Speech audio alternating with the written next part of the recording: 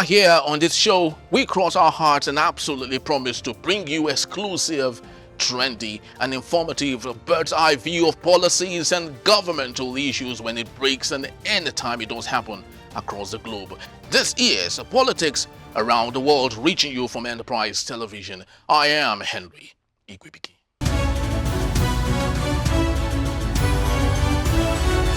Let's begin the show like this, ladies and gentlemen, with what is making rounds in Africa, particularly in Kenya, where we have it that Professor Kithure Kindiki has been named as the new Deputy President of the Republic of Kenya to replace Rigathi Gachagua, who was replaced after he was impeached for his alleged involvement in the youth protest that rocked the country as organized by Gen Zs.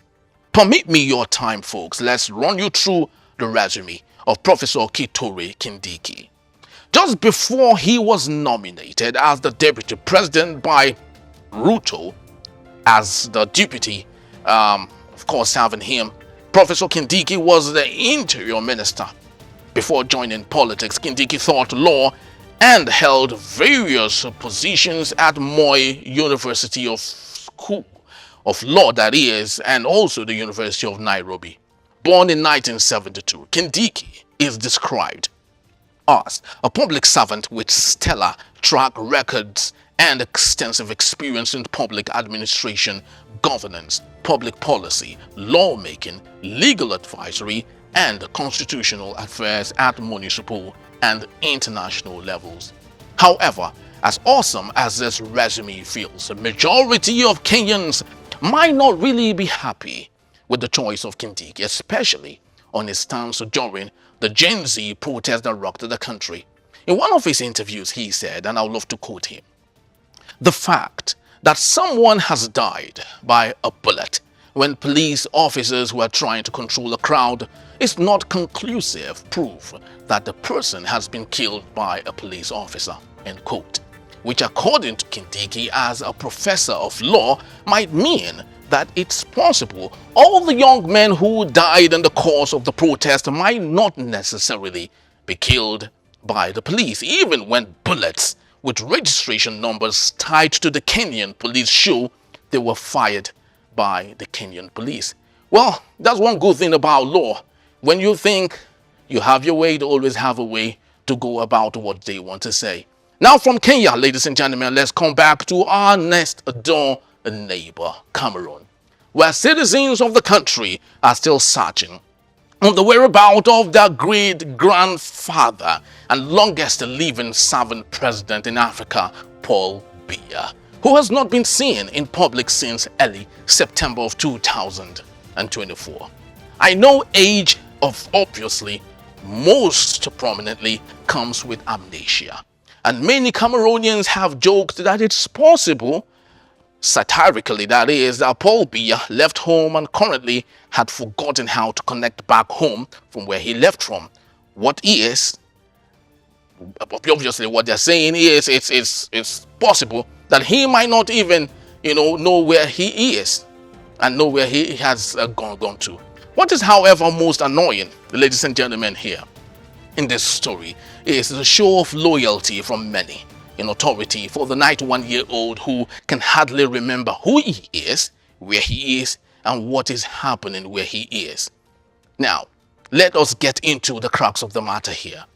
Interior Minister Paul Atanga Nji this week imposed a ban in a letter dated October 9 that debate in the media on the president's health was strictly prohibited, and ordering that monitoring cells around Cameroon charged with tracking online contents be set up to prosecute those that might go against it. The letter, which was addressed to regional governors, bore a red stamp reading highly urgent, and it said that discussions on the health of the Nigerian president were a matter of national security, warning that anyone violating the order would face the full force of the law. Unfortunately, what the oblivious and naive administration of Paul Biya, in my view, has failed to understand is that the world obviously is a global village where traction of news and stories emanating from sports of origin need not be talked about where it originated, but can obviously reach millions easily when talked about anywhere else, like we are currently doing right here from Nigeria. Well, since the public show of shame on the ban, Cameroonians both at home and those in the diaspora have labeled 91-year-old Paul Biya as the authoritarian and tyrannical Kim Jong-un of Africa. Let's not forget that Paul Biya came to power on the 6th of November 1982 after succeeding Amadou Ahidjo, and currently he is the undisputed oldest serving head of state alive in Africa. In fact, if great-grandpa Paul Biya still hangs on for the next 3 years, then he would brazenly take the trophy for Guinness Book of Records after having beaten late Ethiopian Emperor Haile Selassie, who served 44 years as leader of Ethiopia. It's actually very pathetic now that at a time like this, really, in Africa, especially in 2024, around the world, when fresh perspective and the dynamism in global politics is the most important thing to build a sustainable country, a sustainable continent, well, of course, with young leaders on the driving seat all over the world, a very fragile and frail great-grandpa Paul Biya still feels that he remains the best bet to lead a country, very prosperous country like Cameroon. It's truly very unfortunate, but the fact still remains for the ban and stopping people talking about his health and all that. I think it's very important that Cameroonians and those in authority in Cameroon understand that journalism is not a crime, rather oppressing it is. From Africa, let's travel to the Middle East, particularly as developing story on the vendetta between Hezbollah, Israel and Hamas gets more interesting and takes a new turn every passing day. Especially now that it has been confirmed, it's all over the news that Hamas leader Yahya Sinwar has been killed. The question is, what next in the Middle East? Benjamin Netanyahu has vowed to keep fighting and had promised to dissolve every act of terror from the region. And also, in addition, more Palestinians have seen their homes demolished in the east of Jerusalem in what Israel have called a blanket discipline for a crime committed to the people of Israel. But folks, let's not forget that Iran, the chief sponsor of all the proxies bordering that particular region, both most importantly against Israel, are very much ready to take up Israel on an all-out war. And that is if Israel decides to retaliate anytime soon. But while that is being figured out, how they would do it, where they would do it, what time they would do it, many have still questioned how the Iron Dome, the David Sling, and the Arrow could not stop the barrage of missiles completely, especially the kamikaze-style drone attack that killed 4 Israeli 19-year-old soldiers at the heart of Tel Aviv. Does this show, folks, how penetrable, after all, the Israeli missile defensive systems are? And how much could the multi-million-dollar deployed terminal high-altitude area defense, that is called THAAD, a battery and associated crew of 100 U.S. military personnel to Israel that, of course, have been asked to command the THAAD to help boost the country air defenses would last? Well, that's one question that we all need to figure out and answer. But just before we go, I think it's very important that we look at, just take you through, run you through, who this man that was killed is. So let me just run you through a little snapshot on whom Yahya Sinwar is. His full name, Yahya Ibrahim Hassan al-Sinwar, nicknamed Kunya, was born in October 2nd, 1962, in a refugee camp in Khan Yunis, Egyptian-occupied Gaza Strip, after his family were expelled from Majdal, Ascalon, modern-day Ashkelon, in Israel during the 1948 Palestinian War, during the establishment of the State of Israel. That was after the British government withdrew from the mandatory Palestine, just like it was called, its colony back then. Now, Sinwar attended the Islamic University of Gaza, where he received a bachelor degree in Arabic studies. He was actually very good with Arabic, and he was first arrested at the age of 19 and jailed for 7 years in Israel.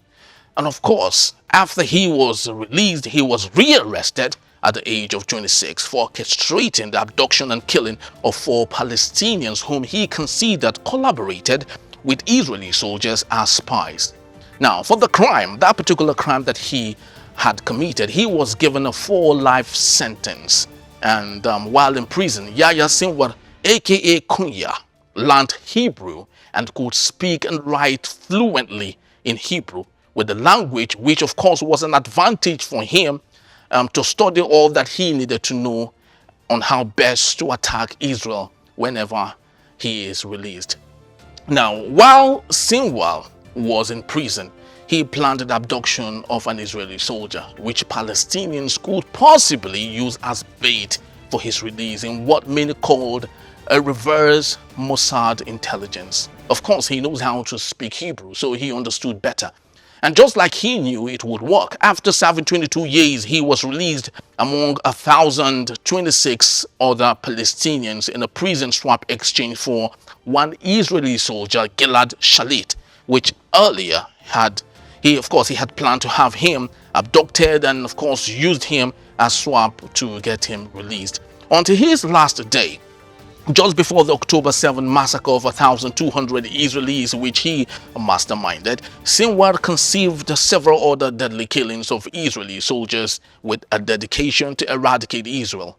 Yahya Sinwar was one that believed that only military confrontation is the path to liberating Palestinians, saying that this would be achieved by force, which many have compared in Nigeria here to the secessionist plans of some conflict entrepreneurs in our country who believe that violence is the only way to freedom and not negotiation in any way.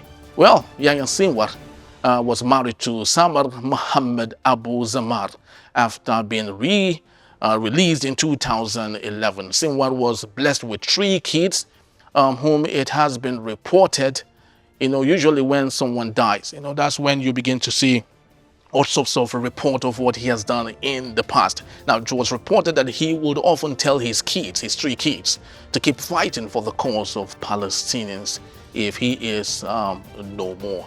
Well, he is being regarded as a martyr right about now, and just like the Israelis would say, what is the next thing? Do they think that the killing of this man would end the war? They said no, that of course he will be replaced. You kill one person, you resurrect for all this. That's very unfortunate, but of course, on politics around the world, we promise to bring you up to date news analysis on all that happens around the world.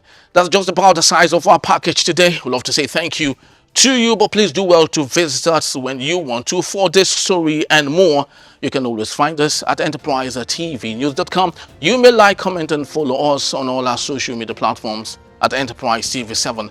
I am Henry Igwebike, and this is Politics Around the World. Thank you. Bye-bye.